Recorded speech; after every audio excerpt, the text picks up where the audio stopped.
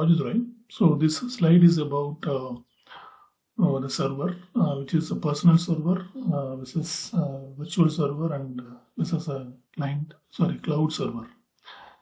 So it explains about the difference and advantages and limitations of three common server hosting options, helping to choose the best server based on the control, cost, and scalability.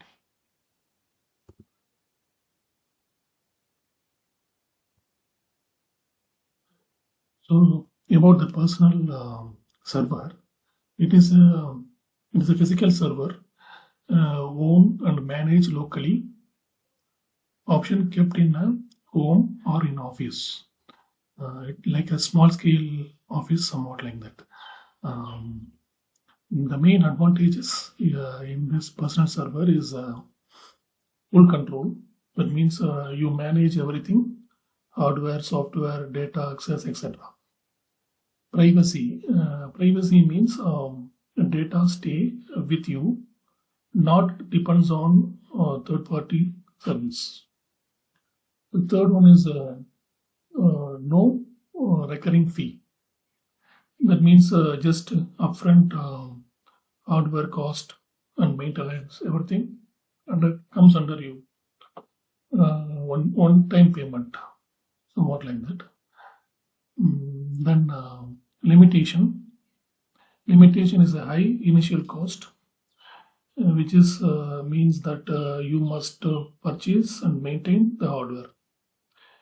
Maintenance burden means require technical knowledge to manage and secure. Scalable issue means it's difficult to upgrade when demand increases.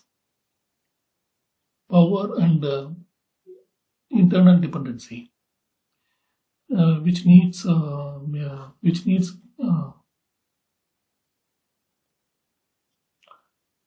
continuous power to maintain the server room cool, and to maintain it cool and humidity, you need to maintain it, and internet for uptime. So these are the pros and cons in personal server. So this slide is about virtual server. Virtual server means VPS. It's a virtual private server. It is a virtual machine hosted on a physical server by a hosting provider. Can get dedicated resources like CPU, RAM, and storage, but it's not a full physical server. The major advantages is that cheaper than the physical server, which means like no hardware maintenance needed. Isolated environment means which is the VPS, that is a virtual private server. Your VPS runs separately from others on the same host. The next one is the no recurrent fee and flexibility. Flexibility means choose OS, multiple OS you can choose, and install custom softwares, and also we can reboot it remotely without going to the physical server. The limitation is limited resource. That means share hardware, which shares the hardware with other, slow under heavy load.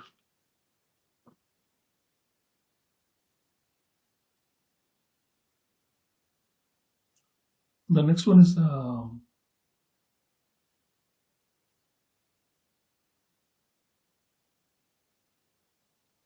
secure management, which is unless it manage VPS, we must configure and secure it ourselves. And then not fully scalable, which is means it better than personal server, but not as scalable as cloud. So this slide is about the cloud computing server. It is a highly virtualized environment hosted in a large data center like Azure, AWS, Google, and also the resources are provided on demand. The advantages is that high scalable. High scalable means it's adding or removing the resources instantly. Like if you don't want CPU, memory, storage, means you can reduce it, and or if you want, you can add it. That is highly scalable. And second one is that pay as you go means only pay what we use. We will pay only what we use. And then high uptime and redundancy means data is often backed by multiple servers. And then managed server means many provides often tools, backups, and monitoring. The limitation is the recurring cost. Recurring cost means a monthly or usage-based billing may become expense in the over time, in the long time.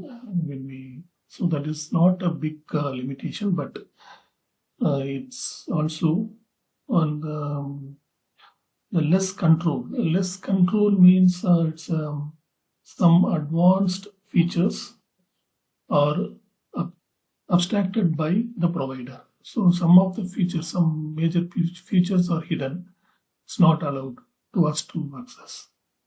And then the data security concern. So data security concern means it's rely on third party. That is the reason. In fact, it's a big organization, big data storage. Everything is okay, and also having a big security. But in fact, it's rely on third party. So we put it in limitations. So these are the major comparisons of these three. I hope it's helpful. Thank you very much.